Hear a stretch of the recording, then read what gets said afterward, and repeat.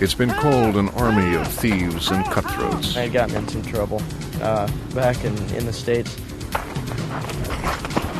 A band of hired killers. I was in the Australian Army and I was kicked out. But from the burning sands of northern Africa to the jungles of South America, whenever the odds are long and the battle fierce, the French Foreign Legion has been called into action. I think they are more disposable. They are ready for death.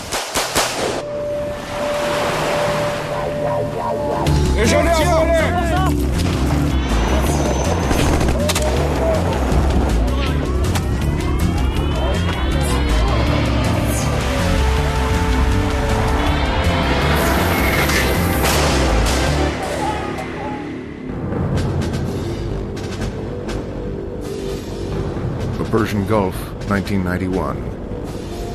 An Allied coalition unleashes Operation Desert Storm.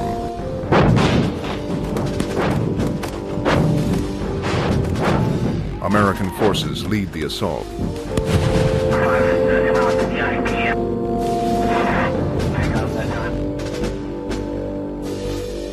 100 hours later, the Iraqis are defeated, and Kuwait is liberated.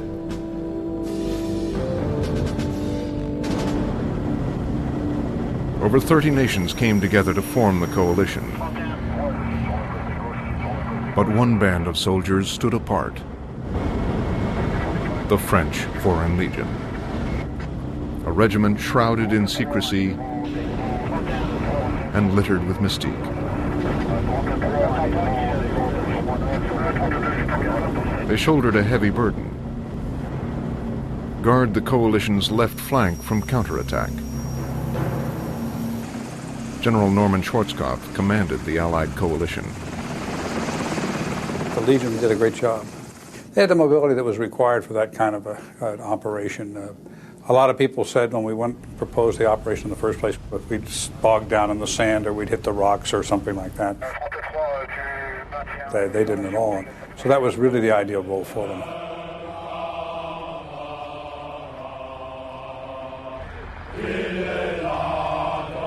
Few know the Legion still exists.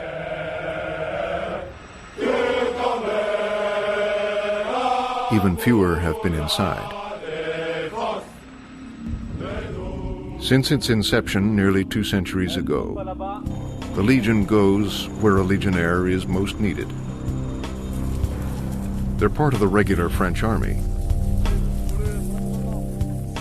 But no one holding a French passport is allowed to join. Only foreigners can enlist. And once you're in,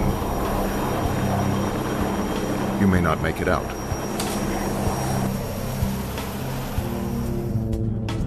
The Legion was created as a way to funnel immigrants and criminals out of France and onto the battlefield. An idea as old as war itself. Mercenaries who'll fight for profit, whatever the cost.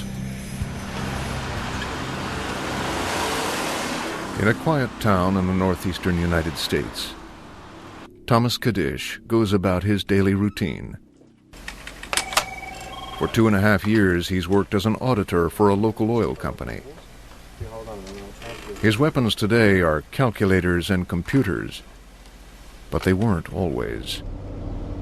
Inside, Thomas hides secret memories of times past and battles fought. From 1980 to 1985, Kadish served in the French Foreign Legion. By the time he joined, he'd already spent 4.5 years in the U.S. Marine Corps. When being one of the few and the proud lost its edge, he went looking for something more adventurous. When I joined the Legion, I didn't know whether or not I'd lived through the 5 years. My goal was to be a mercenary. Life expectancy of a mercenary isn't very high. I figured my life expectancy as a legionnaire would be about the same. Today, more than 8,000 men from over 130 countries serve in the French Foreign Legion. Chinese, British, Australians, Finns, Americans. Colonel Bouquin is the commander of the Legion's elite 2nd Parachute Regiment. There's only one difference between the French Foreign Legion and the rest of the French army. It is the fact that we accept foreigners. For everything else, it is almost exactly the same.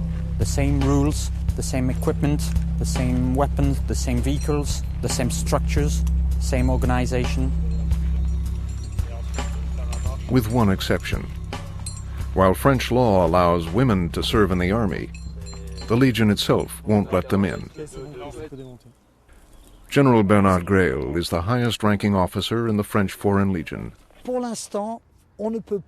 For the moment, it is impossible for us to accept women into the Legion, because our training system and our day-to-day life within the Legion just won't allow it. To make this family work and create a cohesive unit from this group of foreigners, we have to place everybody into a big bowl, close the lid, and shake it around. And like they do in other countries, we can't separate the men from the women. Each man is here by his own choice.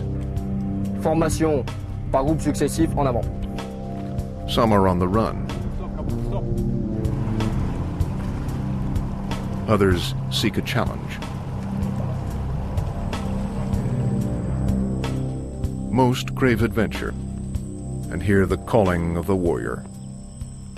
If you're going to join an army, you don't want to spend all your time in garrison. You don't want to waste your time training and training and training and never getting a chance to use it.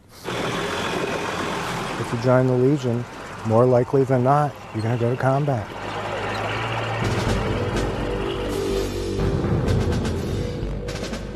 This is where their story begins.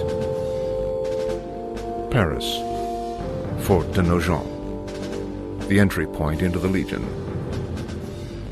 Millions of men have passed through these gates into a dark and secretive world where only 1 in 12 is accepted.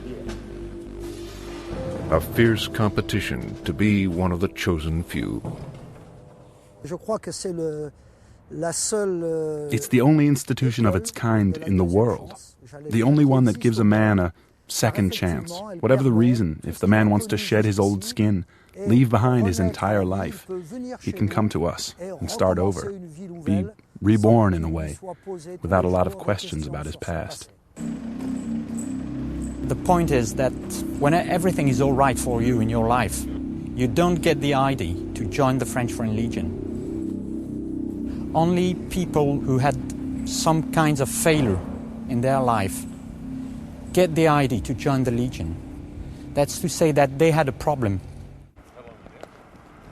Not everyone comes with baggage, but some do. 28-year-old Randolph Clark was rejected by the U.S. military. He discovered the Legion on the internet. 2 months later, he arrived in Paris. When I was around 18, 19, I had gotten in some trouble back in the States. And kind of sailed around a bit, went to college. I decided that I needed to make something happen. The Legion offers every recruit a fresh start and a new identity if he chooses. What languages?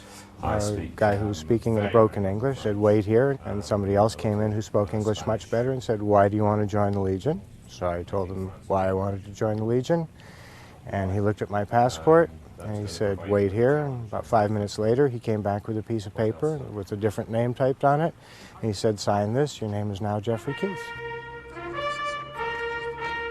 Under their new name, they sign a 5-year contract that promises a rendezvous with danger.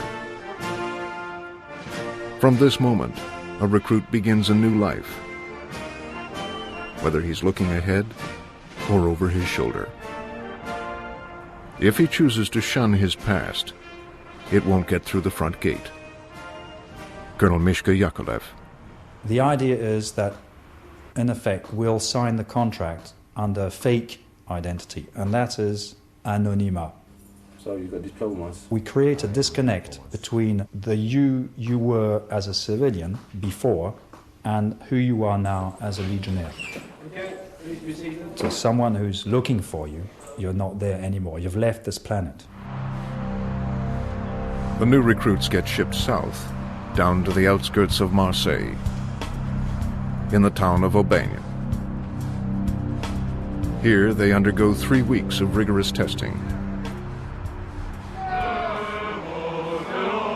Those who make the cut face a tougher ordeal.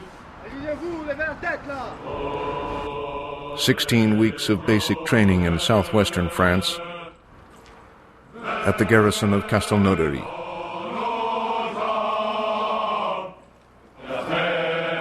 Few recruits know what goes on here, but the rumors alone drive some away.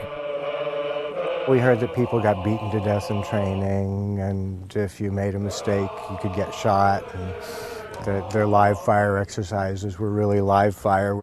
We'd heard things like that and wondered whether or not they were true. The truth itself is tough enough. The pounding begins immediately.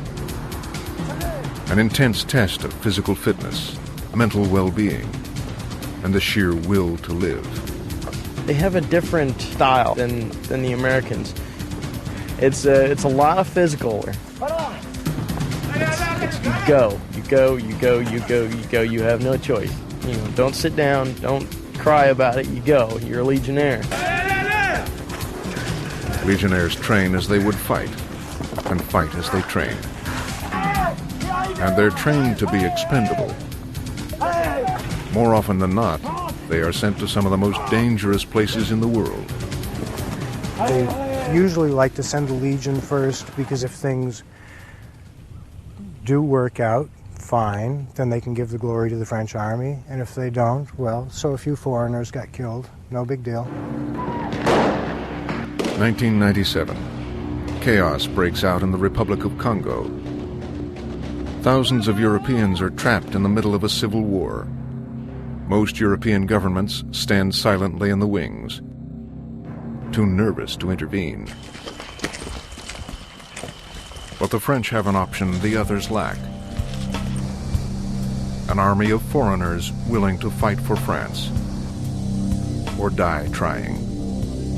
I think they are more disposable. They have accepted to give their life for their new family. They are eventually ready for death.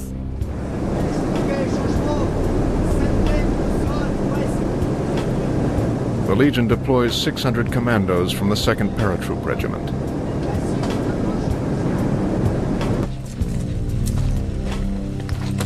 On the ground, they encounter the legacy of France's colonial past.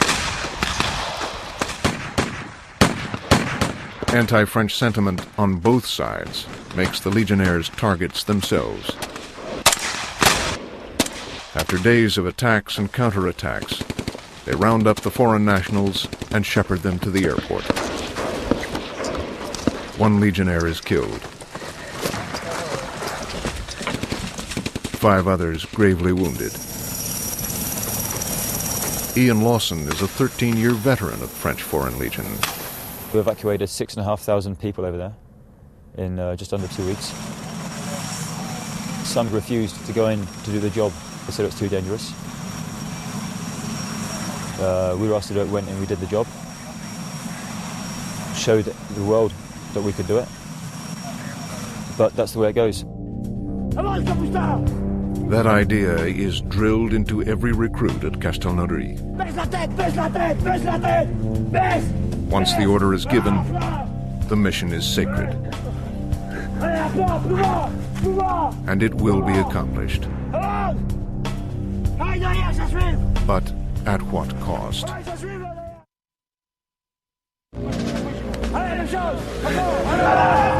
After a few weeks of basic training, recruits break into smaller units and travel to camps outside Castelnaudary.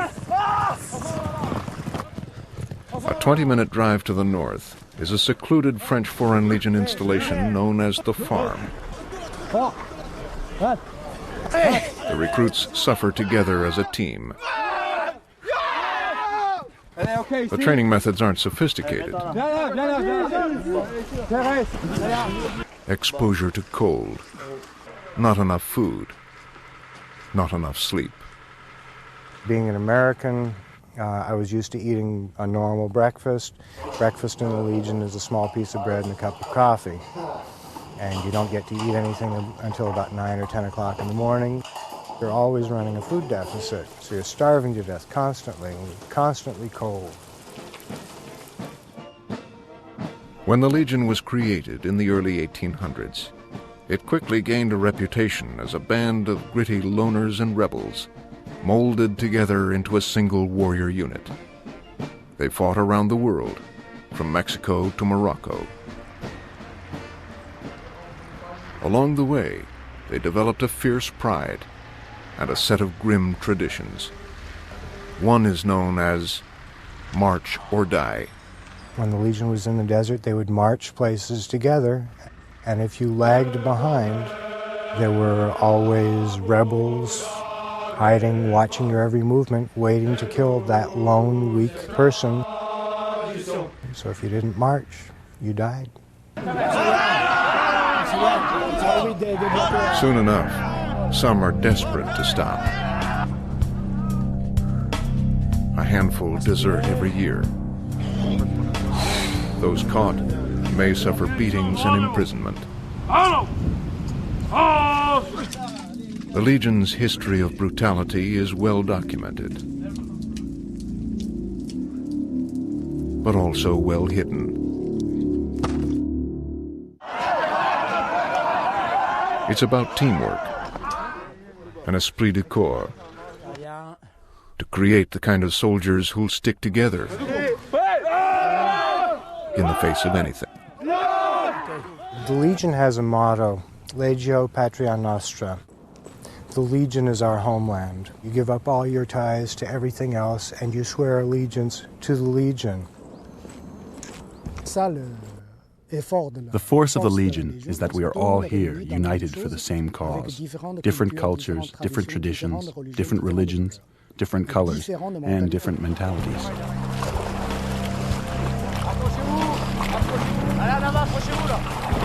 Instead of fragmenting the unit, their diversity forges a bond that keeps them together.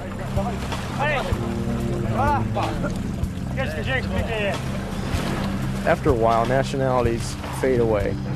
It's first month, you're an American, but after a while, once we get to know your comrades, then that fades away. You're no longer an American. Since the Legion has 100-odd nationalities serving, it can draw on the experience of just about every nation in the world. So rather than having a unique way of doing things, the Legion can provide 100 different ways of doing things. Another force bonds the soldiers together. Rangers. Language. Qu'est-ce que c'est? Une Rangers.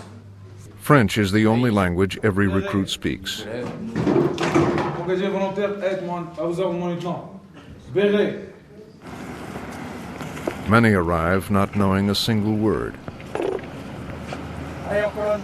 He simply showed up at the door, wanting to be a Legionnaire. He's Mongolian, and of course they have a totally different alphabet and culture. C'est une Rangers. Répétez. C'est une Rangers. We took him in just like the others, but of course, it's hard, because we'd never had a Mongolian, and our two languages are so different. When you first join the Foreign Legion, it's a jungle. You've got a very, very bad level of French. Guys have got 2 months of service in the army or in the Foreign Legion. It's normal they're not going to speak the language. Qu'est-ce que c'est? The Legion makes sure you learn, Qu'est-ce que c'est? one way or another. You learn faster, you get your head kicked in. It starts off, and they're really reasonably lenient if you don't understand things. They take into account that you've only been there a short period of time, but the longer you're there, the more they expect you to know. And if you don't get with the program fast, it can get quite painful. After a few weeks, a new devotion sets in. A devotion to the Legion itself, above all else. 1962. After a bloody decade of war, France reluctantly grants independence to Algeria, long a French territory and a Legion battlefield. Forced to leave thousands of Legionnaire graves behind them, the Legion felt betrayed and set in motion a coup d'etat. Their plan? To assassinate French President Charles de Gaulle. A Legionnaire sniper was chosen and sent to Paris. Ultimately, the plot failed. Some speculate that it was foiled when de Gaulle's route was changed at the last minute. But the Legion suffered irreparable damage. The French government acted to ensure such an insurrection could never be repeated. The elite 1st Parachute Regiment was disbanded, and another created in its place. It was moved offshore, far from the seat of government, but well within the sights of the French army.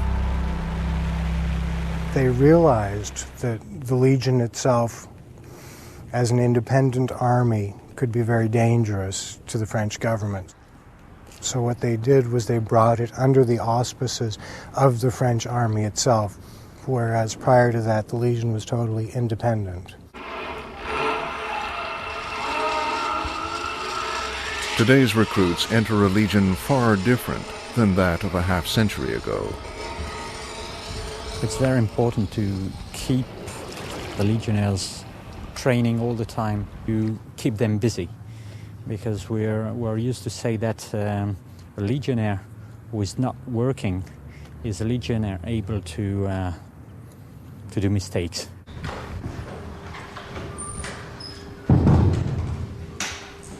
Discipline, dedication, and loyalty are the order of the day.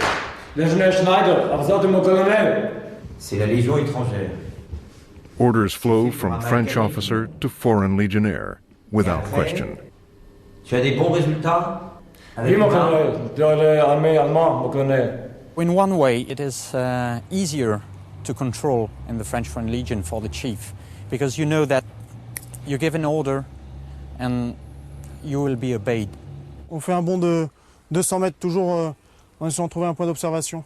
When a guy asks to move a mountain, the colonel turns around and says, right, tomorrow I move that, we will do it because he said to do it. It's not blind brainwashing. It's if he says that it can be done, well, okay, fine, it can be done. Recruits are taught to ignore the political or moral implications of their mission. Where the government decides to send you, that's where they send you. If you start to toss back and forth, well, politically this is wrong, then you think twice about fulfilling your mission. Then you lose that edge that you had. They are looking for a family, they are looking for a place where they have a specific job, where they get orders, where they don't have to think, where they just have to obey, and they are looking for some kind of security in this new place they have chosen for their life. For those who keep going, a proud moment awaits at the finish line. After 1 month of basic training, the recruits are considered Legionnaires, fit to wear the képi blanc, the Legion's trademark white hat.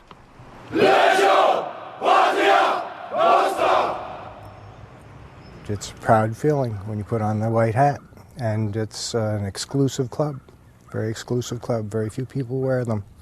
Nous promettons de servir avec honneur et fidélité. Once you become a Legionnaire after that 1 month period of time, then the training really starts.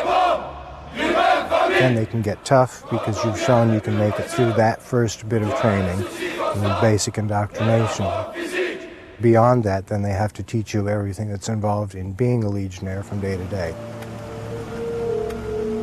It's all in preparation for what lies ahead as they move into the real world with real battles in some of the most unforgiving conditions on Earth.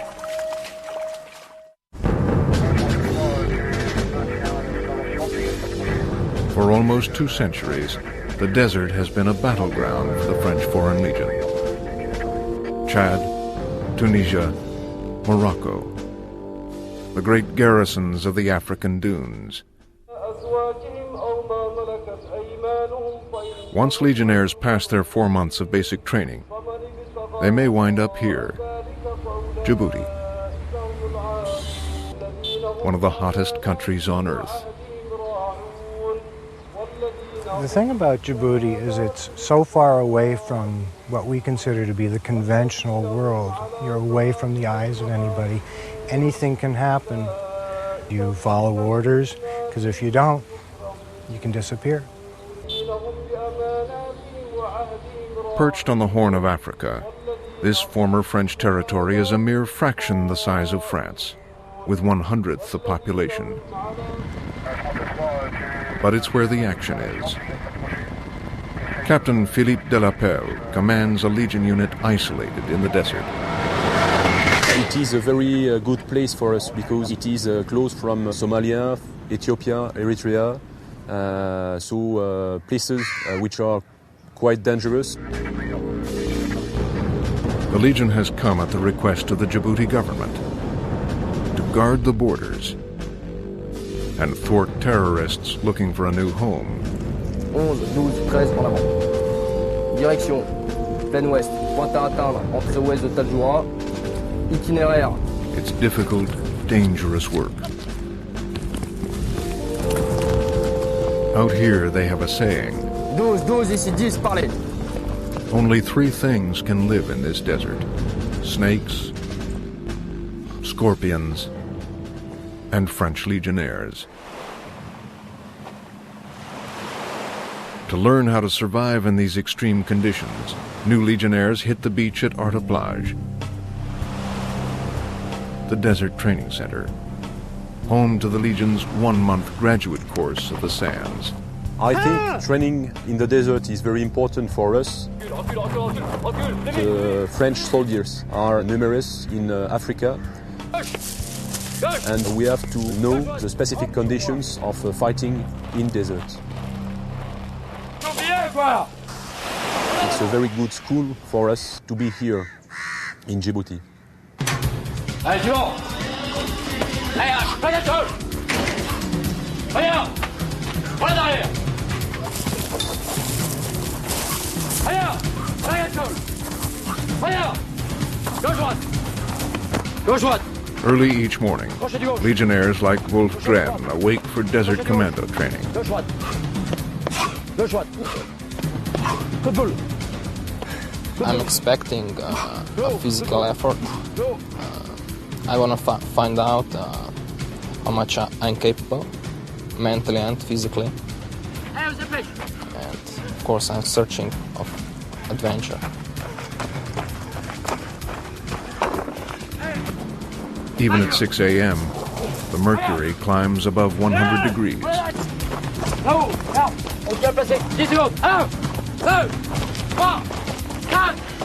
Reared on the ski slopes of Slovenia, he's never tackled conditions like this before.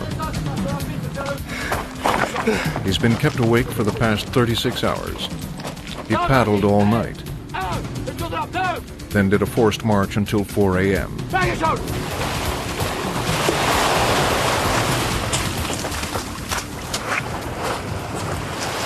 It's difficult to prepare for a challenge like this. It's one time, it's the last, I hope. Legionnaires pride themselves on their camaraderie, but they also learn to function as an army of one. Like all elite units, they master hand-to-hand combat, using whatever's available. The subtleties of the knife and the garrote. We're not special force. I think that is where we have an advantage. It's not exactly training, it's specifically knowing how to do things. The Legion has something else, a certain capability to withstand hardship and duress. The Legion is self-sufficient anywhere. The American military, when they go in, if they don't have it with them, they're at a loss. We're so used to dealing with, making do with nothing, that we take what we need, water and ammo.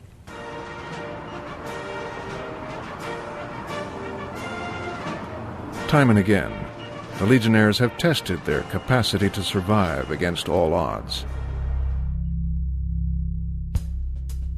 1954, Indochina. After an epic 56-day siege, Legionnaires surrender at Dien Bien Phu. It's the beginning of the end for the French in Southeast Asia. After nearly a decade of war, 10,000 Legionnaires have perished. But for those who fought on against overwhelming odds, it was a part of something ingrained into every Legionnaire, the notion they would rather die than surrender. He wants to give absolutely everything to the Legion. In the worst battle situations, that's where a Legionnaire truly shows himself. In the last century, over 30,000 Legionnaires have died in combat, a casualty rate of 1 in 10. This is the mainstay of their grim legacy. A Legionnaire knows that one day or another, without wishing it, he may not come back from a mission. I think that they all have this understanding. There was a famous French general, General Négrier, who said, "Vous êtes légionnaire pour mourir, je vous envoie où l'on meurt. You're a legionnaire to die, I'll send you where you can die."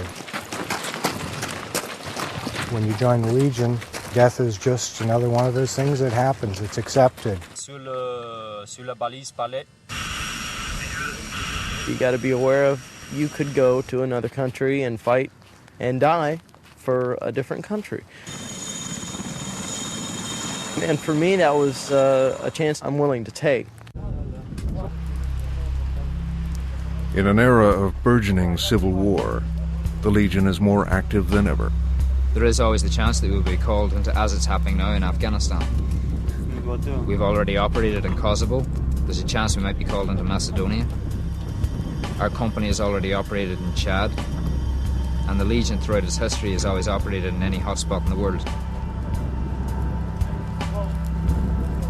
With its global reach, the Legion once again came under attack as the enforcer of French colonialism. Algeria in the 1960s was the low point. Desperate for independence, Algerian freedom fighters faced off against the Legion. For years the battle raged. Thousands on both sides died. In the end, the Legion was not only defeated, but denounced for its brutality. Not everything is peaches and cream. The world is a rough place for a lot of people. Just because things are cushy here in America for most people doesn't mean that that's what they are elsewhere in the world.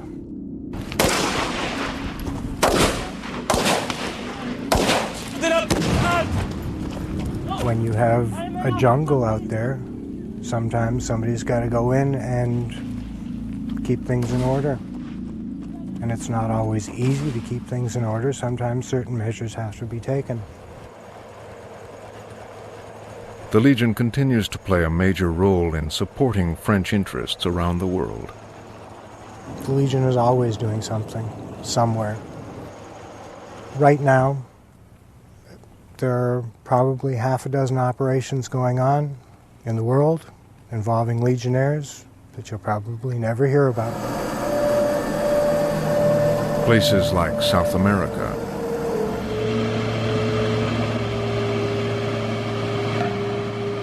where Legionnaires come face to face with the hidden dangers of the Amazon.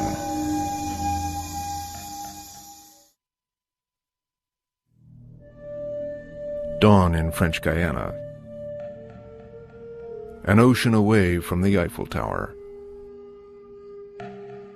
A little piece of France in the jungles of the Amazon. Sunrise reveals the tranquil beauty of this wilderness. And something else. This is Camp Zutz, jungle training, Foreign Legion style. Bon, c'est bon. Ok, le bras, ok, sol, bien.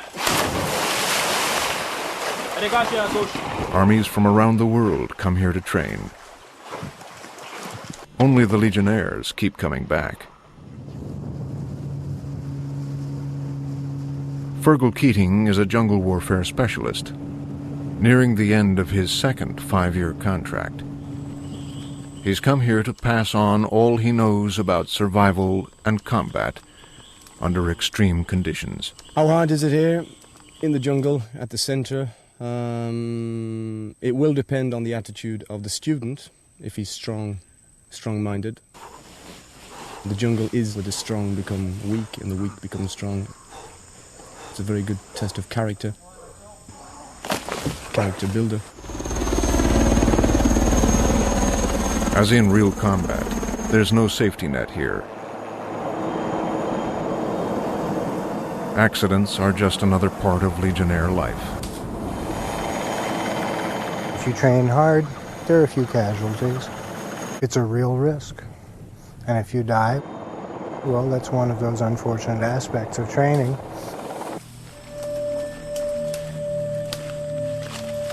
We send the Legionnaires out into the jungle to live, survive, and fight in this environment. Basically, they will have to live off the land. We'll put them more or less through a tough time, but we won't really annihilate them, if you like. The jungle itself will take care of that. The thing that makes a Legionnaire tougher than any other soldier in the world is it's a mental toughness. You have to be able to deal with harsh situations, crude surroundings, everything being tough, and you have to have the attitude that you're going to be tougher. Malaria, dengue fever, yellow fever, just a few of the natural hazards. Major Marco Berti is a Legion doctor assigned to the regiment in French Guiana. The Amazonian jungle is a place where there are sicknesses and diseases that aren't even in medical journals. They're so rare that we don't even have names for them. They haven't been documented because man doesn't often go that deeply into this jungle. There is also the danger of snake, scorpion, and spider bites. But here, Legionnaires like Bernard Robbenheimer learn to be at home. The British and the Americans started doing this sort of jungle penetration during the Second World War. I think we're one of the last military units that keeps up this trade of being able to send a platoon into the jungle completely autonomously for 2, 3, 4 weeks. Kitted out as we are at the moment, we could survive. We've got enough food and ammunition for perhaps 48 hours in the jungle.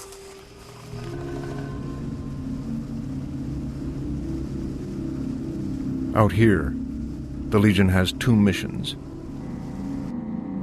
To protect this French territory against smuggling and drug running, and to guard the European Space Agency's Ariane rocket program from the ever-increasing threat of terrorism.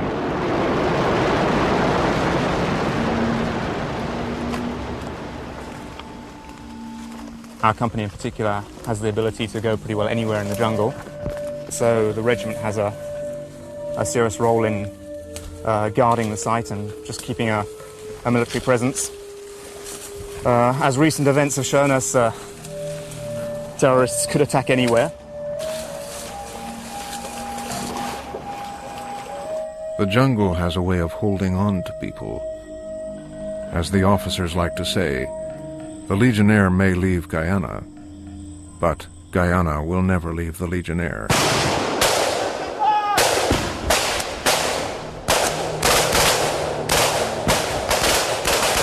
He will get out of the jungle after 3 weeks of an operation. He will be a changed man. Just to say that, he will be a very changed man. Protect the goal! Protect the first! Protect the wall!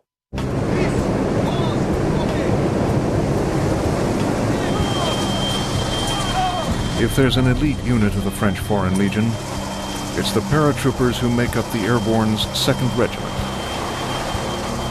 Based on the island of Corsica, just off the coast of southern France, these men are the best the Legion has to offer. Here at Camp Rafale, 1,100 Legionnaires and 60 French officers hone their skills to a fighting edge. Their reward? The top combat assignments in the Legion. There's nobody in the regiment who doesn't jump. Everybody has to jump. If you're a clerk, if you're a cook, doesn't matter what you do, you still jump.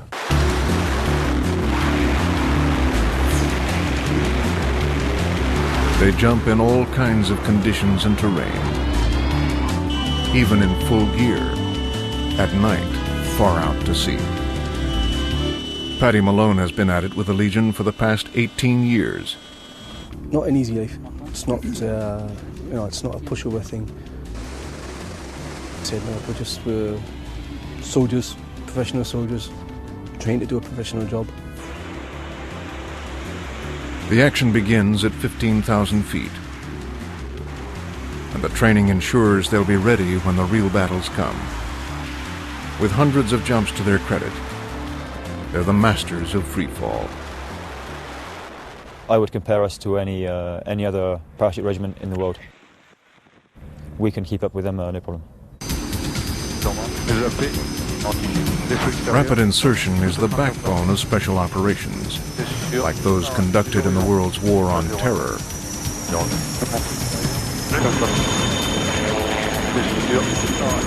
Small commando units made up of 7-man teams race against the clock.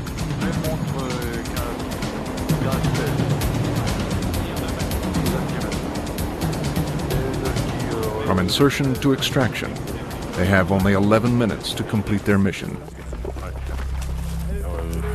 The key is to be swift, silent, and deadly.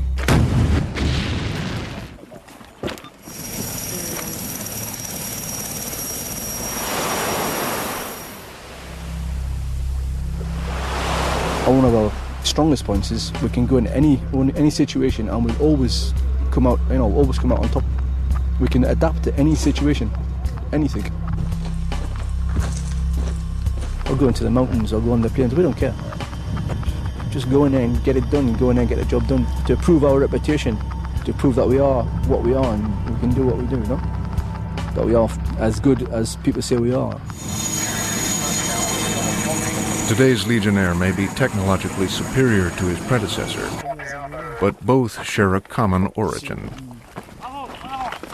Inside, the Legionnaires are the same they were 50, 100 years ago. When they join, they learn to build an armor. Outside, they are really strong men, good warriors, very disciplined. They look impressive. But each of them has a hidden face. No matter their reason for joining, their willingness to face death makes them the perfect soldiers. When he enlists, a Legionnaire puts his fate in his commander's hands. No questions asked. If we get sent somewhere to fight, either we finish it or we stay. Basically, the French army's got no scruples whatsoever to send us to places where you die. Because we're foreigners.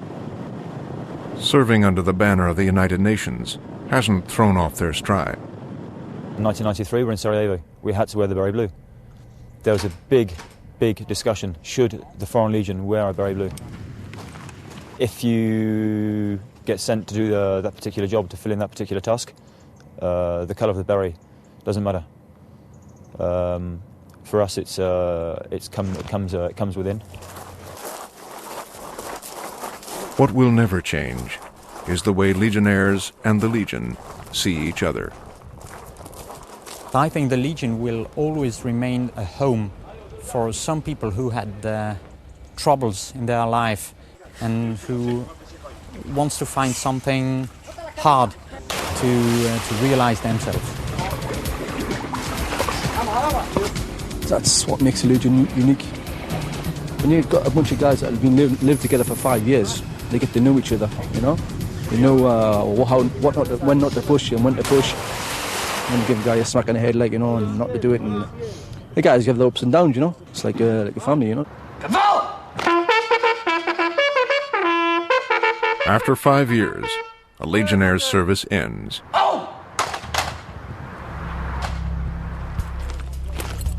Chances are, he's gone through combat. If so, odds are 1 in 10 he didn't make it out alive. If he survives combat and serves out his contract, he's free to leave. Before he does, he has a choice. Take back his old identity, or keep his Legionnaire name with a new French passport. Thomas Kadish decided to go back to his old self. With his identity restored, he returned home and eventually married. But his years of service in the Legion took their toll. Where you served for 5 years under a different name, suddenly you become, once again, the person you were before you began. Can you go back to your life? Can you go back to who you were when you joined?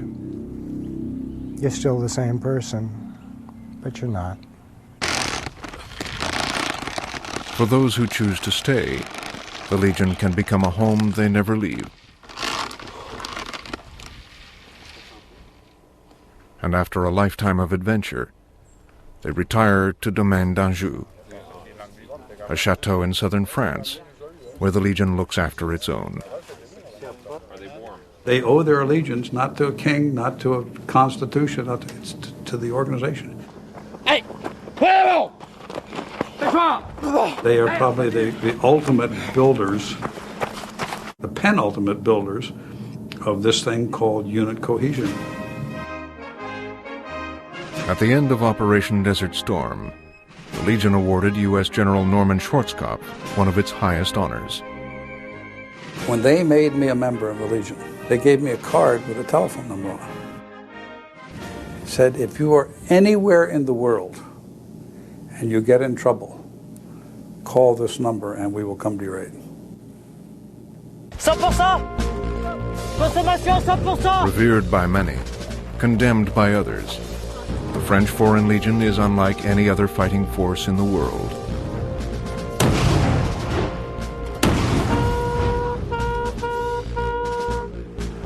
An army within an army. A depository for the world's misfits, adventurers, and romantics. Legionnaires live by a code of honor, based on discipline, solidarity, and respect. They fight for France, but swear allegiance only to each other. They're holdovers from a simpler time. Warriors first, countrymen last, fighting together until the bitter end.